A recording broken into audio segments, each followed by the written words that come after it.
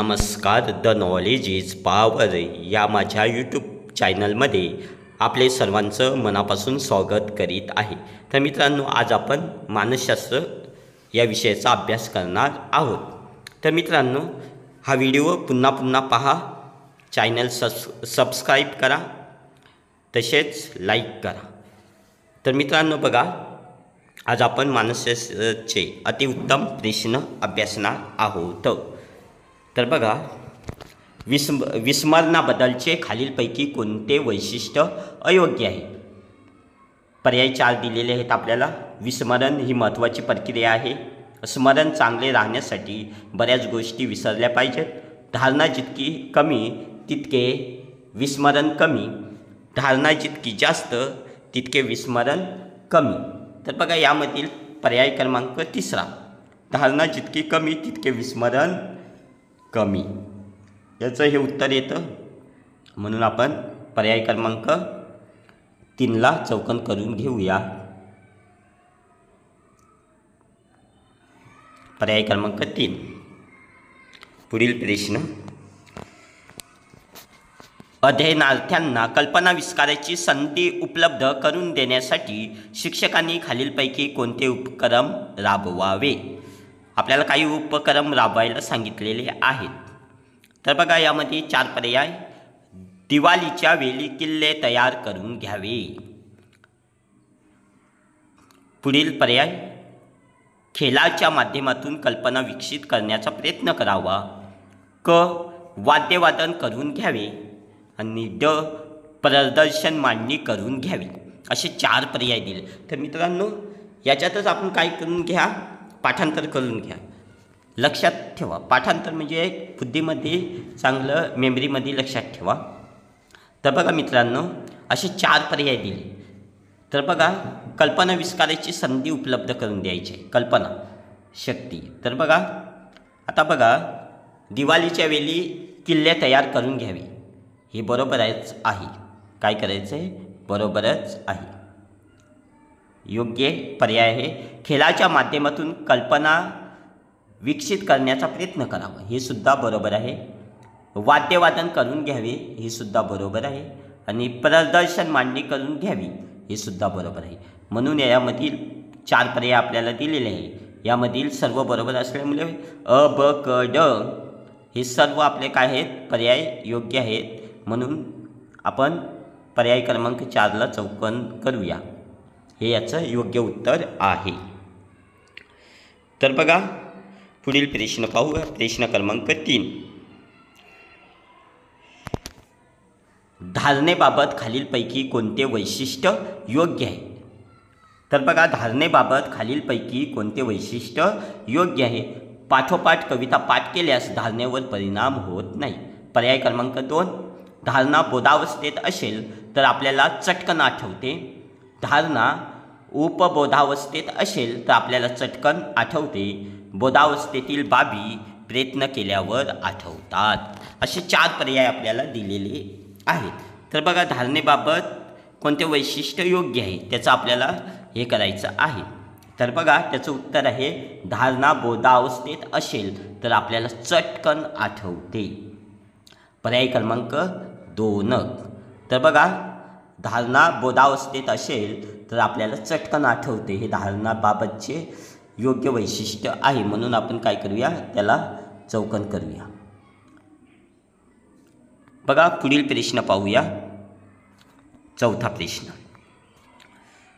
मन यांच्या मते पूर्वानुभवाच्या विविध अंगांची मनातल्या मनात जुळवाजुळव करणे म्हणजे टिंबटिंब होय. मन यांच्या मते पूर्वानुभवाच्या विविध अंगांच्या मनातल्या मनात जुळवाजुळव करणे म्हणजे टिंबटिंब होय. तर बघा मित्रांनो, याचं उत्तर बघा, सांगा बरं. याच्यात 4 पर्याय दिले. तर बघा, 4 पर्याय कोणकोणते दिले आहेत? स्मरण, बुद्धी, विचार आणि प्रेरणा, असे 4 पर्याय दिलेले आहेत. मन यांच्या मते पूर्वानुभवाच्या विविध अंगांची मनातल्या मनात जुळवाजुळव करणे म्हणजे टिंबटिंब होय. तर बघा मित्रांनो, विचार जुळवाजुळव करायचं आहे, म्हणजे पर्याय क्रमांक 3 हे त्याचं उत्तर आहे. तर बघा प्रश्न क्रमांक 5.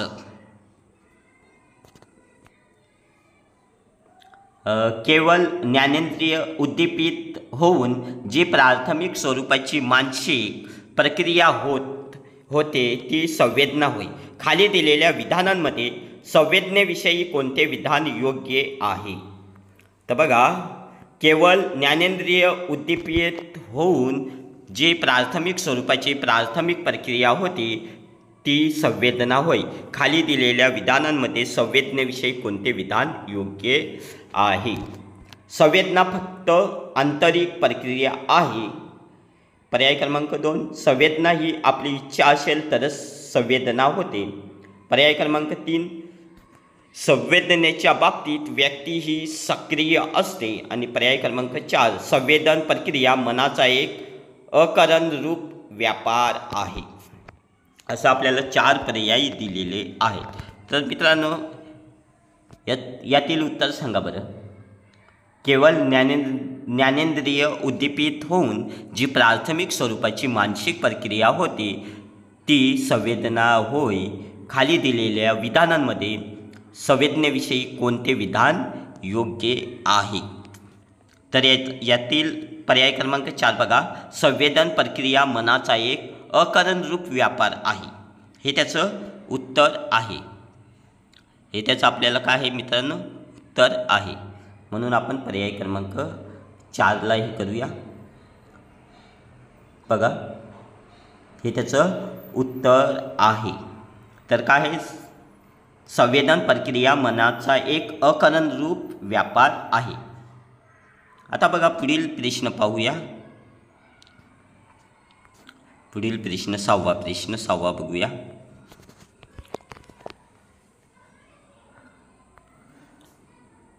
हरवलेले नाणे शोधताना कागदाचा पांढरा वर्तुळाकार तुकडा ते नाणे असल्याचा भास होतो. चांदण्या रात्री दूर एखादे झुडूप पाहून मनुष्य वा एखादा प्राणी असल्याचा भास होतो. हे खालीलपैकी अवबोधाच्या कोणत्या इंद्रिय भ्रम दोषामुळे होते? तर बघा याच्यात पर्याय आपल्याला 4 दिलेले आहेत. परिचितता, भौमितिक इंद्रिय भ्रम, विशिष्ट मनस्थिती, विशिष्ट भौतिक परिस्थिती असे आपल्याला 4 पर्याय दिलेले आहेत. तर बघा हरवलेले जे नाणे आहे ते आपल्याला स्वतःना कागदाचा पांढरा वर्तुळाकार तुकडा ते नाणे असणार पैसे असल्याचा आपल्याला भास होतोय. चांदण्या रात्री दूर एखादे झुडूप पाहून मनुष्य वा एखादा प्राणी असल्याचा भास होतो. तर बघा हे अवबोधाच्या कोणत्या इंद्रिय भ्रम दोषामुळे आपल्याला होतो? तर बघा याचं उत्तर आहे दुसरं. याचं उत्तर कोणतं आहे? भौमितिक इंद्रिय भ्रम हे त्याचं उत्तर आहे. तर बघा मित्रांनो आपलं हे उत्तर आहे.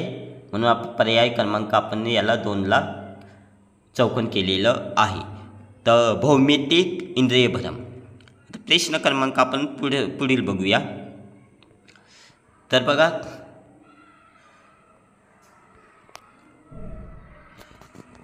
प्रश्न 7वा. ज्ञानेंद्रिय उद्दीपित न होता एखाद्या पूर्वानुभवाचे पुनरुज्जीवन होणे म्हणजे प्रतिमा होय. खाली दिलेल्या विधानांमध्ये कोणते विधान प्रतिमेचे वैशिष्ट्य आहे? आपल्याला वैशिष्ट्य शोधायचं आहे आणि ते कोणाचे? प्रतिमाचे. तर बघा प्रतिमा स्थिर असतात. प्रतिमांची तीव्रता सर्वांमध्ये सारखीच असते. पूर्वानुभवाशिवाय प्रतिमा तयार होत नाही आणि सर्व प्रतिमा सारख्या तीव्रतेने निर्माण होतात. त्याच्यातील वैशिष्ट्य आपल्याला शोधायचं आहे. तर बघा पर्याय क्रमांक 3 पूर्वानुभवाशिवाय प्रतिमा तयार होत नाही. तर मित्रांनो पर्याय क्रमांक 3 पूर्वानुभवाशिवाय प्रतिमा तयार होत नाही हे प्रतिमेचं एक वैशिष्ट्य आहे. तर बघा पुढील प्रश्न पाहूया. प्रश्न क्रमांक 8. आंतरिक प्रेरणेबाबत खालीलपैकी कोणते विधान अयोग्य आहे? पर्याय 4 दिलेत ते पाहूया. विषयाची आवड ही आंतरिक प्रेरणा आहे. आंतरिक प्रेरणा व अभिरुची यांचा निकटचा संबंध आहे. पर्याय क्रमांक 3. प्रोत्साहके आंतरिक प्रेरणा आहेत. पर्याय क्रमांक 4. अभिरुची हा आंतरिक प्रेरणेचा पाया आहे. तर बघा, आंतरिक प्रेरणेबाबत खालीलपैकी कोणते विधान अयोग्य आहे? आता आपल्याला अयोग्य विधान शोधायचं आहे. तर बघा, आंतरिक प्रेरणेबाबत अयोग्य विधान. तर बघा, पर्याय क्रमांक 3. प्रोत्साहके आंतरिक प्रेरणा आहेत, हे त्याचं उत्तर आहे. म्हणून पर्याय क्रमांक आपण 3ला चौकोन करूया. प्रोत्साहके आंतरिक प्रेरणा आहेत, हे आंतरिक प्रेरणेबाबतचे विधान अयोग्य आहे. पुढील प्रश्न पाहूया. खाली दिलेल्या विचार प्रक्रियेबद्दलच्या विधानांमध्ये कोणते विधान विचार प्रक्रियेचे शैक्षणिक महत्त्व स्पष्ट करत नाहीत? तर बघा, हा पेपर 2ला हा प्रश्न विचारलेला आहे मित्रांनो. तर बघा, काकतालीय, बघा प्रश्नाचं पर्याय आपल्याला बघा, काकतालीय न्यायाने घटना व त्यांचे कारण यात संबंध जोडू नये.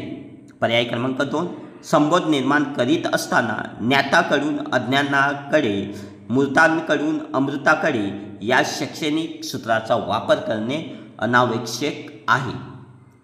विज्ञानातील निरीक्षण, भूमितीतील प्रमेये, इतिहासातील, तर बघा, इतिहासातील घटना, विविध देशांची भौगोलिक परिस्थिती अभ्यासताना विद्यार्थ्यांना चिकित्सक विचार करून निष्कर्ष काढू द्यावे. पर्याय क्रमांक 4. ज्या गोष्टी, बघा, ज्या गोष्टींच्या आधारावर निष्कर्ष काढतो त्या दिलेल्या गोष्टी पुरेशा आहेत किंवा नाहीत हे पाहिले पाहिजे. आता प्रश्न क्रमांक 9 यामधील त्यांनी काय सांगितलं? शैक्षणिक महत्त्व स्पष्ट करत नाही. बघा, याच्यातील जो विधान आपल्याला निवडायचं आहे, विचार प्रक्रियेचे शैक्षणिक महत्त्व स्पष्ट करत नाही, असं आपल्याला त्याचं हे करायचं आहे.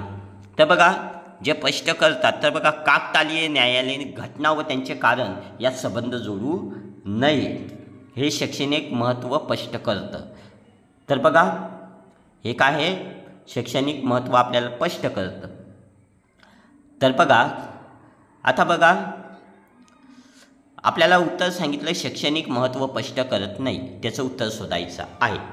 तर बघा, विज्ञानातील, बघा पर्याय क्रमांक 3, विज्ञानातील निरीक्षण, भूमितीतील प्रमेये, इतिहासातील घटना, विविध देशांची भौगोलिक परिस्थिती अभ्यासताना विद्यार्थ्यांना चिकित्सक विचार करून निष्कर्ष काढू द्यावेत. तर बघा, हे सुद्धा काय करतं? हे महत्त्व स्पष्ट करतं. बरोबर, ज्या गोष्टीच्या आधारावर निष्कर्ष काढतो त्या दिलेल्या गोष्टी पुरेशा आहेत किंवा नाहीत हे पाहिले पाहिजे. हे सुद्धा काय आहे? विचार प्रक्रियेचे शैक्षणिक महत्त्व स्पष्ट करतात. बरोबर. आणि पर्याय क्रमांक 2 बघा काय सांगितलं आहे? संबोध निर्माण करीत असताना ज्ञात्याकडून अज्ञानाताकडे, मूर्तांकडून अमूर्ताकडे या शैक्षणिक सूत्राचा वापर करणे आवश्यक आहे. तर मित्रांनो, आवश्यक आहे, अनावश्यक हे काय आहे? हे शैक्षणिक महत्त्व स्पष्ट करत नाही. म्हणून आपलं पर्याय क्रमांक काय? 2 आहे. म्हणून आपलं पर्याय क्रमांक 2 आहे, त्याला आपण चौकोन केलेला आहे. बरोबर. म्हणजे हे महत्त्व स्पष्ट करत नाही. जर पर्यायामध्ये जर आपल्याला असं दिलं असतं, संबंध निर्माण करीत असताना ज्ञाताकडून अज्ञानाकडे, बरोबर, मूर्तांकडून अमूर्ताकडे या शैक्षणिक सूत्राचा वापर करणे आवश्यक आहे.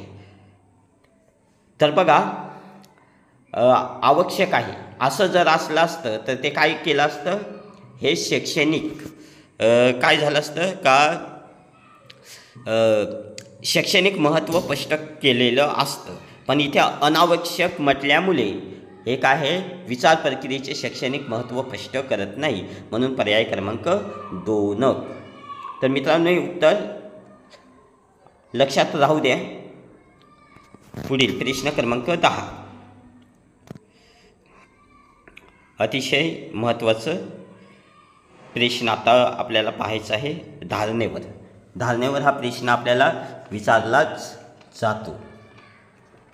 तर बघा, हा सुद्धा पेपर 2ला विचारलेला प्रश्न आहे. आता बघा,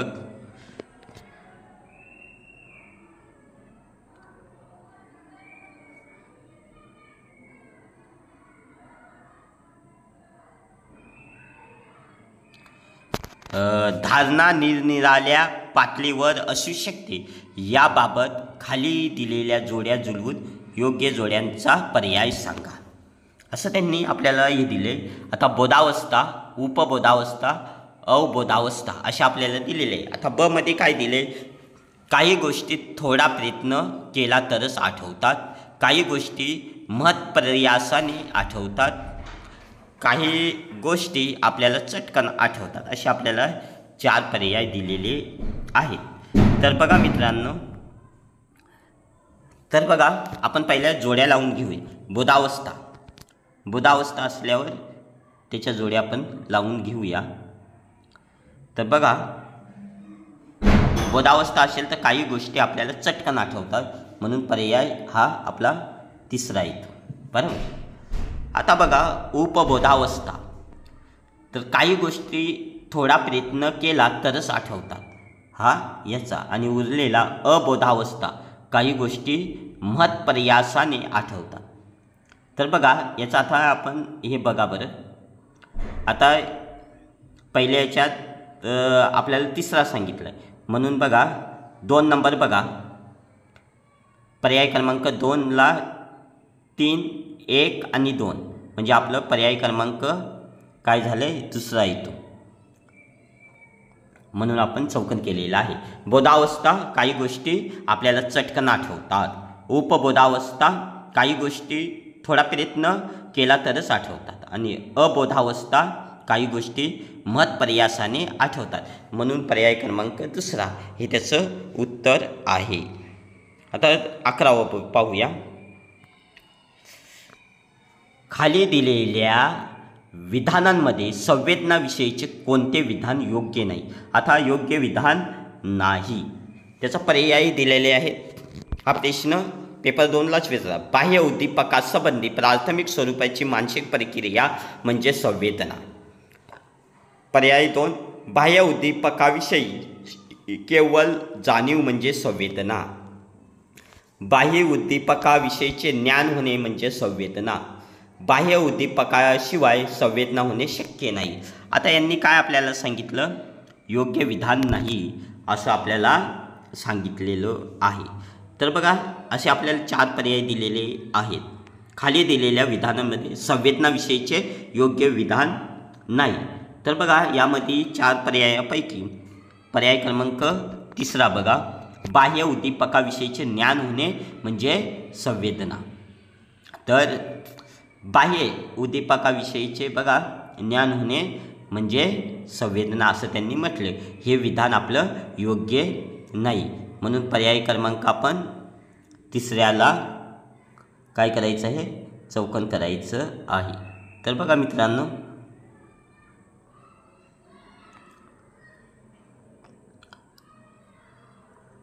बाह्य उद्दीपकाविषयी ज्ञान होणे म्हणजे संवेदना हे त्याचं उत्तर आहे. 12 प्रश्न 12, खालीलपैकी कोणता पर्याय प्रेरणाचक्राचा योग्य क्रम दाखवतो? प्रेरणाचक्र आपल्याला दिलेलं आहे आणि त्यातील योग्य क्रम त्यांनी सांगितलं. आता बघा, प्रयत्न, गरज, अस्वस्थता, समाधान, समतोल राखणे हे पर्याय क्रमांक 1. पर्याय क्रमांक 2, अस्वस्थता, प्रयत्न, गरज, असमतोल राखणे, समाधान. पर्याय क्रमांक 3, गरज, अस्वस्थता, प्रयत्न, समतोल राखणे, समाधान. पर्याय क्रमांक 4, अस्वस्थता, गरज, प्रयत्न, समतोल राखणे, समाधान. असे आपल्याला 4 पर्याय दिलेले आहेत. यातील आपल्याला हे शोधायचं आहे. तर बघा प्रेरणाचक्राचा योग्य क्रम दाखवतो? सांगा बरं.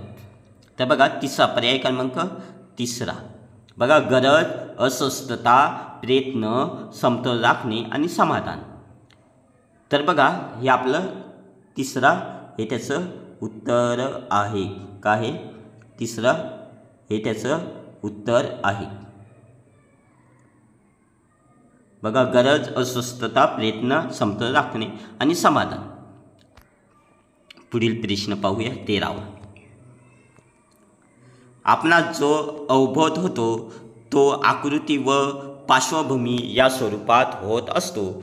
या समष्टवाद्यांच्या म्हणण्याला खालीलपैकी कोणते विधान पुष्टी देत नाही? आता हे असं आपल्याला प्रश्न आहे दिलेला आहे. आपणास जो अवबोध होतो तो आकृती व पार्श्वभूमी या स्वरूपात होत असतो. या समष्टवाद्यांच्या म्हणण्याला खालीलपैकी कोणते विधान पुष्टी देत नाही?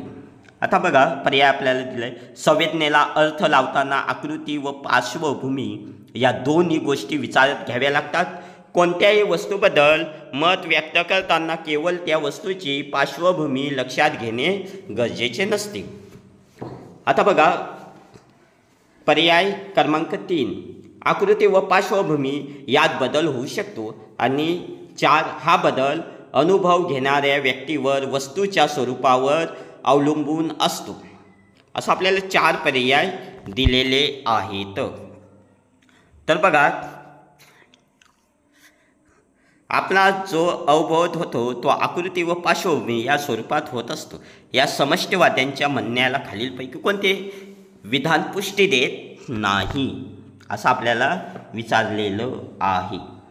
तर बघा कोणत्याही वस्तूबद्दल मत व्यक्त करताना केवळ त्या वस्तूची पार्श्वभूमी लक्षात घेणे गरजेचं नसते असं त्यांनी म्हटलेलं आहे. तर बघा हे त्याचं काय हे काय करत आहे, कोणत्याही वस्तूबद्दल मत व्यक्त करताना केवळ त्या वस्तूची पार्श्वभूमी लक्षात घेणे गरजेचे नसते हे त्याचं उत्तर आहे. पर्याय क्रमांक 2 हे त्याचं उत्तर आहे. तर बघा हे विधान पुष्टी देत नाही. आता बघा पुढील प्रश्न पाहूया 14वा.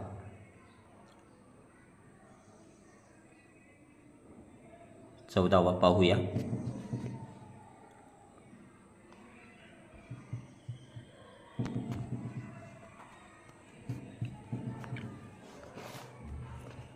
तर बघा प्रत्यक्ष वस्तू समोर नसताना त्या वस्तूचे चित्र आपल्याला मनश्चक्षुपुढे उभे राहते. ती प्रतिमा होय. प्रतिमाविषयी खाली दिलेल्या विधानांमध्ये कोणते विधान योग्य नाही? तर बघा प्रतिमा तयार होण्यासाठी आधी अनुभव घेतलेला असणे आवश्यक आहे. प्रतिमा तयार होताना सारख्या तीव्रतेने होतात. जसजसा कालावधी लोटतो तसतशा प्रतिमा धूसर होतात. ज्ञानेंद्रियांद्वारे ग्रहण होणाऱ्या संवेदनेशी प्रतिमा निगडीत असतात. हा काय आहे 14वा. काय आहे हा प्रश्न 14वा आहे. तर बघा प्रत्यक्ष वस्तू समोर नसताना त्या वस्तूचे चित्र आपल्या मनश्चक्षुपुढे उभे राहते ती प्रतिमा होय. मग प्रतिमा विषयी खाली दिलेल्या विधानामध्ये कोणते विधान योग्य नाही? तर बघा पर्याय क्रमांक 2 प्रतिमा तयार होताना सारख्याच तीव्रतेने होतात. तर कधीही सारख्या तीव्रतेने होत नाही म्हणून पर्याय क्रमांक 2. तर बघा प्रतिमा तयार होताना सारख्याच तीव्रतेने होतात हे उत्तर काय आहे आपलं पर्याय क्रमांक 2 हे उत्तर त्याचं आहे. आता 15वा. तर बघा पत्त्यांचे बंगले बांधणे, हवेत मनोरे उभारणे, परिकथा, भूताखेतांच्या कथा ही सर्व उदाहरणे खालीलपैकी कल्पनेच्या कोणत्या प्रकारात येतात? असं त्यांनी हा प्रश्न आपल्याला विचारलेला आहे. तर सौंदर्यनिष्ठ कल्पना, अनिर्बंध कल्पना, व्यावहारिक कल्पना आणि पुनरुत्पादन कल्पना. तर बघा असे आपल्याला 4 पर्याय दिले. तर बघा हे कशामध्ये येणार? अनिर्बंध कल्पना. पर्याय क्रमांक 2, पत्त्यांचे बंगले बांधणे, हवेत मनोरे उभारणे, परीकथा, भूताखेतांच्या कथा ही सर्व उदाहरणे अनिर्बंध कल्पना यामध्ये येत असतात. म्हणून पर्याय क्रमांक 2 हे त्याचं उत्तर आहे. 16वा प्रश्न पाहूया.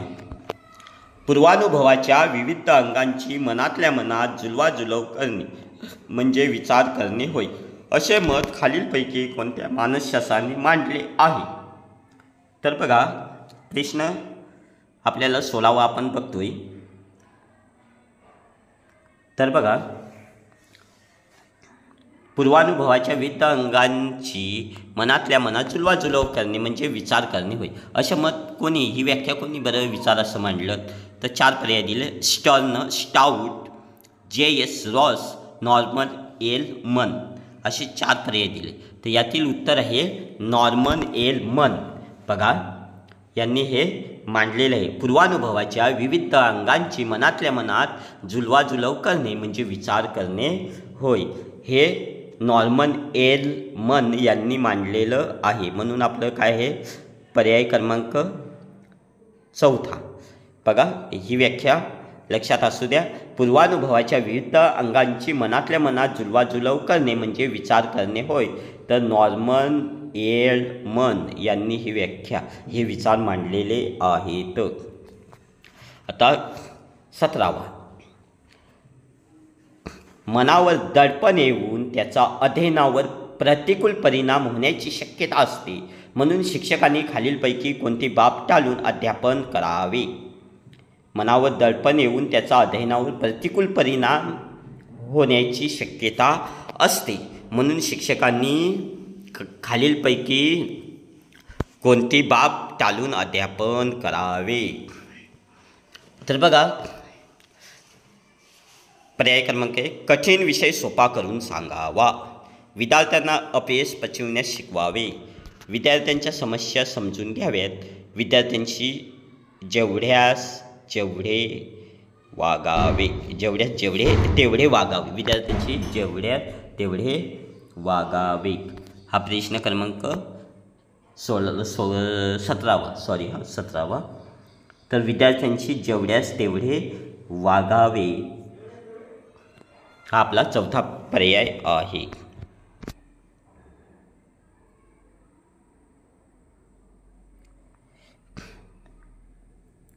पुढील प्रश्न. खाली दिलेल्या उदाहरणांमध्ये कोणते उदाहरण हे विचार प्रक्रियेतील संबोधात्मक स्तराचे उदाहरण आहे? तर बघा खाली दिलेल्या उदाहरणांमध्ये कोणते उदाहरण हे विचार प्रक्रियेतील संबोधात्मक स्तराचे उदाहरण? रेडिओवरील गाणे ऐकताना त्यातील गायन, स्वर, ताल, आशय इत्यादींविषयी विचार करणे. पर्याय क्रमांक 2, कॉफी पिताना तिचा स्वाद व चव याविषयी विचार करणे. दिलेल्या विषयावर निबंध लिहिताना विचार करणे. पर्याय क्रमांक 4, सूर्योदय पाहताना निसर्ग सौंदर्यासंबंधी विचार करणे. असे आपल्याला 4 पर्याय दिलेले आहेत. तर मित्रांनो खाली दिलेल्या उदाहरणामध्ये कोणते उदाहरण हे विचार प्रक्रियेतील संबोधात्मक स्तराचे उदाहरण आहे? तर पर्याय क्रमांक 3, दिलेल्या विषयावर निबंध लिहिताना विचार करणे. हे काय आहे? तिसरं उत्तर आपलं याचं उत्तर आहे दिलेल्या विषयावर निबंध लिहिताना विचार करणे, हे त्याचं उत्तर आहे. तर बघा पुढील प्रश्न पाहूया.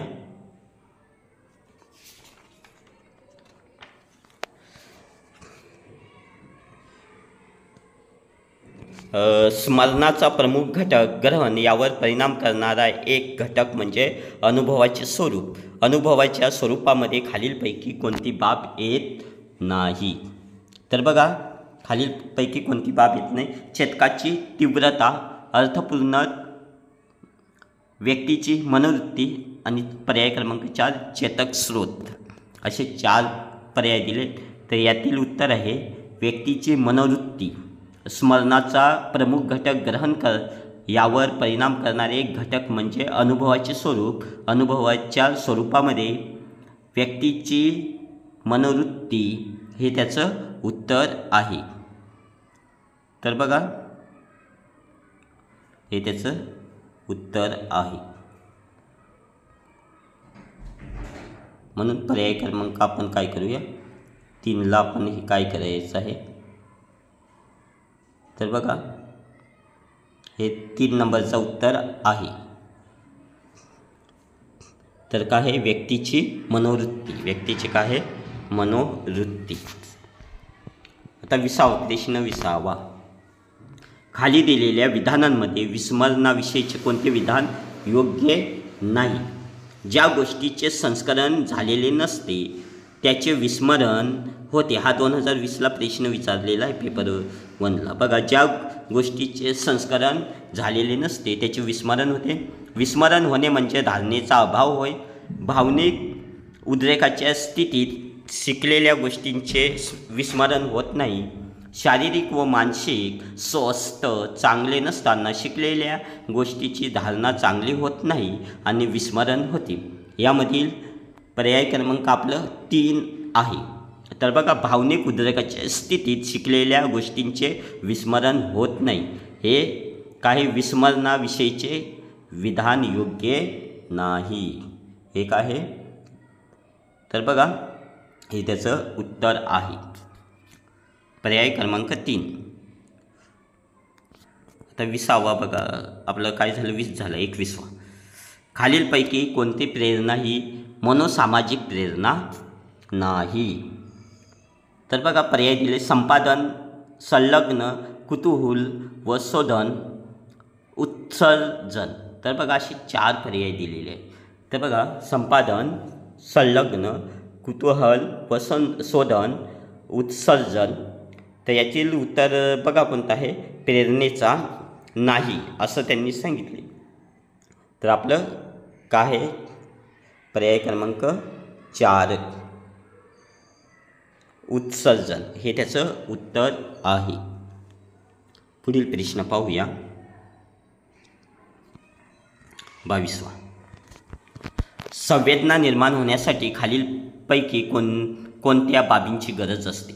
संवेदना निर्माण होण्यासाठी कोणत्या बाबींची गरज असते याच्याविषयी आपण काय करूया लिहूया. तर बघा बाह्य उद्दीपकाची गरज असते, सक्षम ज्ञानेंद्रियाची गरज असते, आपली इच्छा असणे गरजेचे असते, मज्जासंस्थेची गरज असते. असं 4 पर्याय आपल्याला दिलेले आहेत. तर बघा मित्रांनो असे 4 पर्याय आपल्याला दिलेले आहेत. तर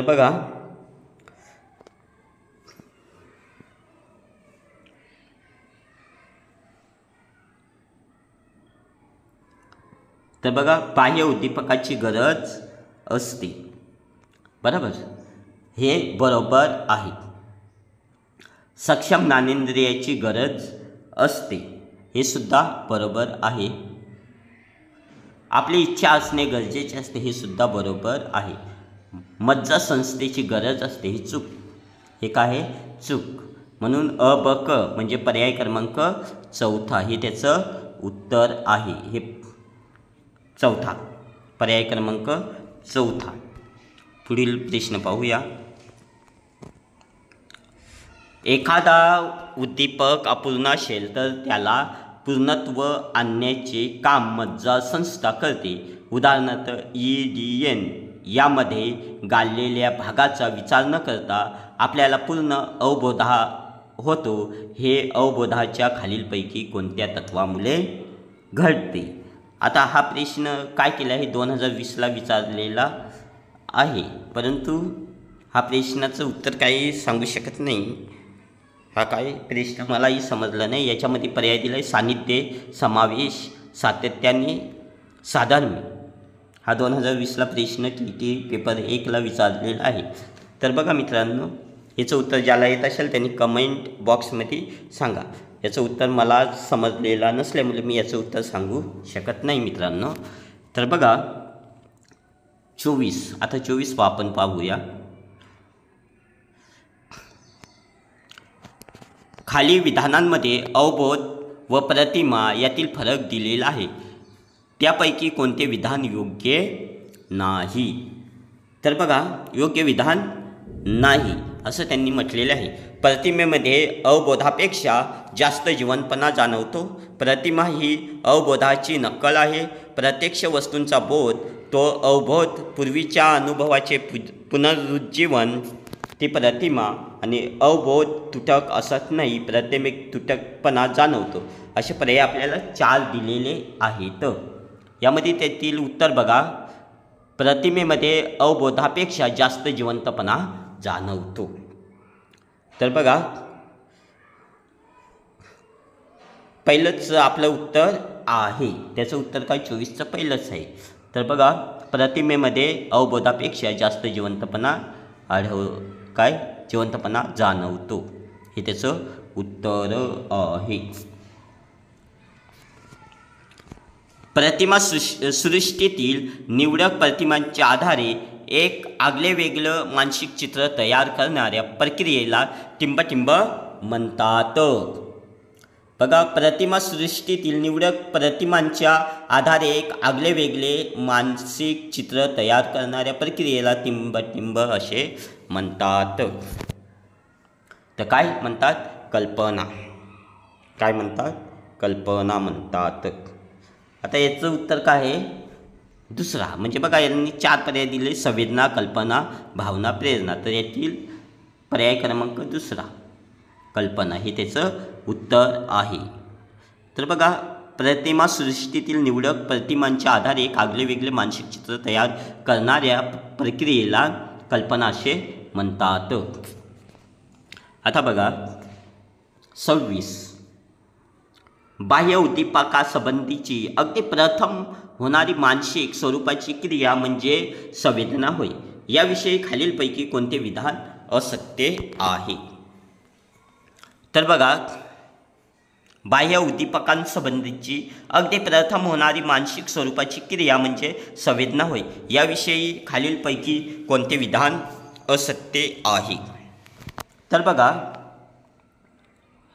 एखादा चेतक दिसला की ज्ञानेंद्रिय उद्दीपित होतात. ज्ञानेंद्रियांचा बाह्य वस्तूंच्या चेतकावर परिणाम होतो. चेतकावर झालेला परिणाम मज्जातंतू मार्फत मेंदूकडे पोहोचविला जातो. संवेदना या मिश्रित स्वरूपाच्या असतात.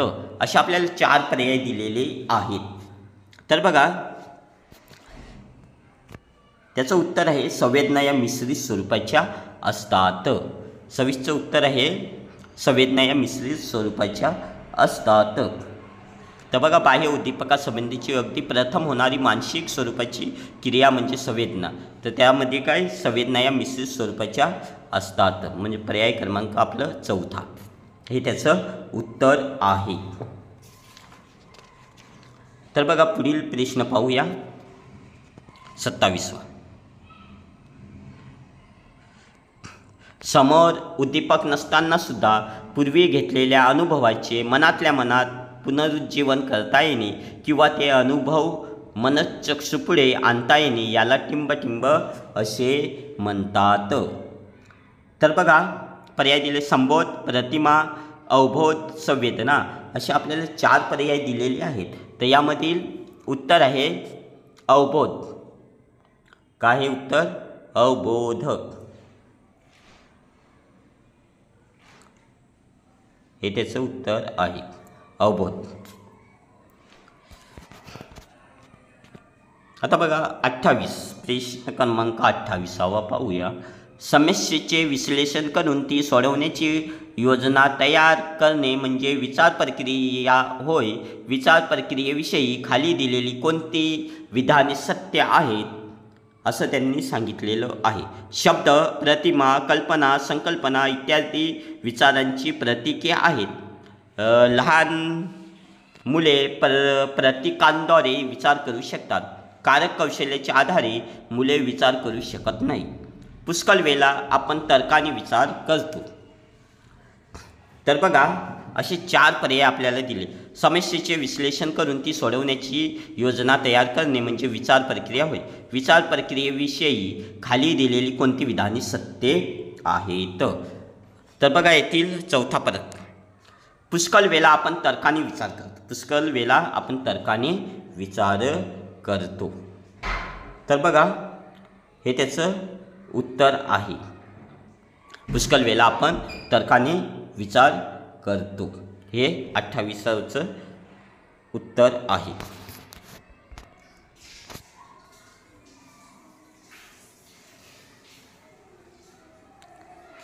तर बघा इथेच आपण थांबूया.